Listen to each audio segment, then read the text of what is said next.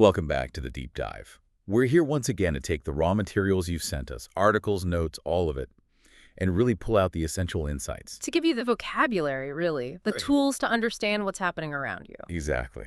In today's deep dive, it's all about the shadows. We've got a really focused stack of sources for this. Very tight focus. We're targeting 3 powerful words, and these don't just describe secrecy. They help us understand the intent behind it all, Behind the hidden action, the mysterious person. or even the deliberate lie. Yeah. So our mission today is to walk you through clandestine, enigmatic, and obfuscate. 3 big ones. And by the end, you'll be equipped to identify that precise moment when someone is acting in secret, or is just hard to read, Or is actively trying to mislead you. It's about decoding that intent. Yeah. And that's so vital, isn't it? Especially now, navigating the modern, information landscape. it's overwhelming. It is, and understanding these nuances isn't just about sounding smart. It's absolutely necessary for managing that information overload. Right. When you know the difference between just a secret and something clandestine, or say, accidental confusion and deliberate obfuscation, Then you're way ahead of the game. you are significantly better equipped to spot and, frankly, to defeat attempts to hide the facts. All right, let's start digging. We're deep diving into clandestine, enigmatic, and obfuscate. Okay, let's kick things off with a word that, well, it just instantly injects a feeling of drama into any situation. Our first concept is clandestine. I love this word. It's spelled Clandestine. It's an adjective, and it describes something kept secret or done secretively. But there's a crucial piece there, isn't there? There is, and this is what elevates it beyond just secret. It's used especially because the action is forbidden or improper or even illegal. And the history of the word really backs that up. It gives it that weight. Oh. Well, it traces back to the Latin word clam, which just means secretly, but it's often combined with roots implying darkness or being hidden from view for a reason. So the implication is that it shouldn't see the light of day. Precisely. If it did, the people involved would face some kind of serious repercussion. Right. It's all about the stakes. So if I hide your birthday present, that's just a secret. A simple secret, yeah. But if I'm meeting a foreign agent in some dimly lit garage to pass along classified documents, That is clandestine, no question. The situation itself demands that level of secrecy because of what's happening. the inherent impropriety of the action. Exactly. And you see a great distinction here with a word like covert. Oh, that's a good comparison. A covert operation is hidden, sure, but it's usually authorized by some legitimate authority, like government. Okay, I see The it. clandestine operation, though, often implies the whole thing. The agents, the money, the goal itself is illegitimate or unauthorized. It's running against the rules. So covert is authorized hiding. Clandestine is forbidden hiding. That's a perfect way to put it. It forces you to look at the power dynamics. How so? Well, if a small activist group is building a printing press in a hidden basement to publish things they're not supposed to, That's clandestine. that's clandestine. They are operating against the governing authority, and they need that secrecy to avoid being caught. And the example from our source material really highlights this. It says, the 2 scientists held a clandestine meeting at midnight to discuss their controversial discovery before the news went public. That word choice is just so efficient. It really is. We don't need a whole paragraph explaining why they met at midnight. Oh, the word clandestine tells you everything. It tells you the discovery is controversial and their decision to meet outside of normal channels. To bypass the institutional review or break an embargo. It's improper. It could get them fired. They're basically creating a rogue channel for this information. Yeah, if the discovery were just some normal, benign thing, they'd book a conference room for 2 p.m. Exactly. The clandestine nature elevates it from a standard scientific update to a really high-stakes gamble, ethically or legally. So when you see this word in a headline, like clandestine funding channels, It immediately signals that there's legal or ethical trouble involved. It's not just hidden. It's hidden for a very bad reason. It's a fantastic word for instantly grading the seriousness of a secret. that's a perfect lead-in to our next concept. We're shifting focus now from forbidden actions to the internal mystery of a person, or an object even. A human puzzle. Yes, exactly. Let's talk about the idea of a riddle personified. Enigmatic. Enigmatic. Right. It's an adjective that describes someone or something that is just difficult to interpret or understand. In a word, mysterious. What I find fascinating here is the source of the word enigma. It literally means a riddle. Ah, okay. So if something is enigmatic, it's not just an unknown fact. It feels more like a puzzle or a code that you feel compelled to try and solve, but it resists an easy answer. And of course, the sources bring up the most famous example of this, It has to be the Mona Lisa. the Mona Lisa. Her face is the ultimate riddle. You look at her, and you just can't quite decide what she's feeling. Is she happy? Sad? Smirking? You can't tell.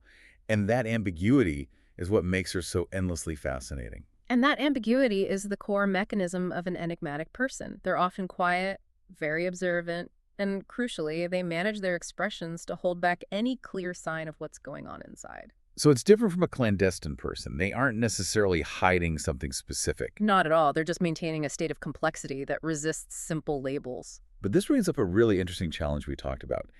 Is there a line where being hard to read crosses over into, say, active deception? That's a very sharp distinction. Can an enigmatic person use that ambiguity to mislead someone? I'd say an enigmatic person's goal is to create curiosity by being undefined.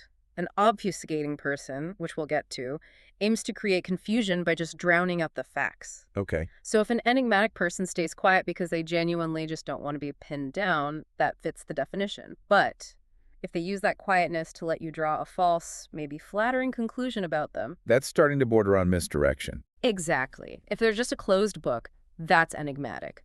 If they're very carefully turning the pages of a decoy book while hiding the real one, That's something else entirely. it is. The enigmatic quality is often rooted in parsimony, saying very little, showing very little, and that scarcity of information forces you, the observer, to project your own meaning onto them.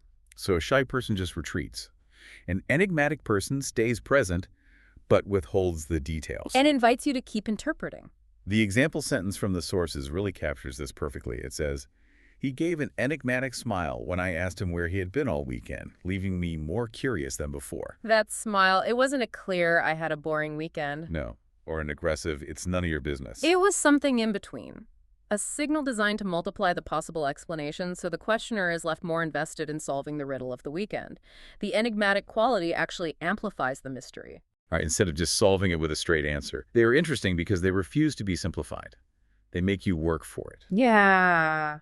Okay, now we move to our final word. And this one is, I think, a real powerhouse for critical thinking, especially in the world of media, politics. Oh, absolutely. Corporate messaging. Yes. We're shifting from that subtle human mystery to the active creation of a smokescreen. We are talking about the verb obfuscate. Obfuscate. And it's important to remember it's a verb. It's an intentional action. It's something you do. The definition is to render obscure, unclear, or unintelligible. The Latin root, obfuscare, it means to darken. So you're deliberately applying shadow to something that could otherwise be clear. That's the key. The primary goal is to intentionally bewilder your audience. And this is a huge distinction from just being complex or using, high-level language. Right. If a quantum physicist uses technical terms I don't get, they're just being complex. But if they start telling you irrelevant details about what they ate for breakfast to avoid telling you they lost their funding, they're obfuscating. it's not accidental confusion. It is a strategic choice. One of our sources described it as throwing up a fog of words to hide the truth. I love that image. The speaker is actively using complexity and irrelevance as a shield to protect a simple, often damaging fact. And we see this everywhere. The most relatable scenario, which the sources highlighted, is asking a public figure a simple, direct question.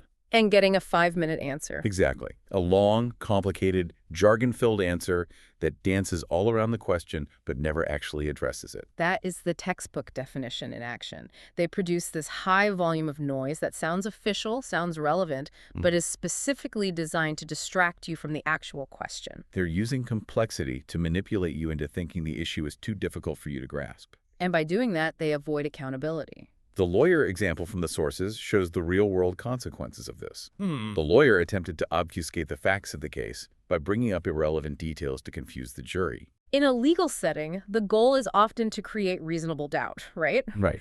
And a lawyer might achieve this not by proving their client is innocent, but by making the evidence so confusing, flooding the courtroom with all these extraneous, complex details, that the jury just loses sight of the central facts. They stop processing, they just become overwhelmed. We see that tactic in corporate damage control all the time. If a company has a massive product recall, they don't just put out a press release that says, "We failed." Absolutely not. They'll issue a 6-page statement that obfuscates the failure. They'll bury the real cause deep inside paragraphs talking about operational restructuring. And leveraging unforeseen supply chain dynamics. Yes, or promising forward-looking synergy and stakeholder value. The goal is to make the negative fact so cognitively expensive to find that most people just give up. The psychological impact is really potent. Obfuscation forces you to use all your mental energy just sifting through the noise. And by the time you find the one relevant sentence, you're too exhausted to analyze what it actually means. Which is exactly what they want. And this even extends to things like modern algorithms.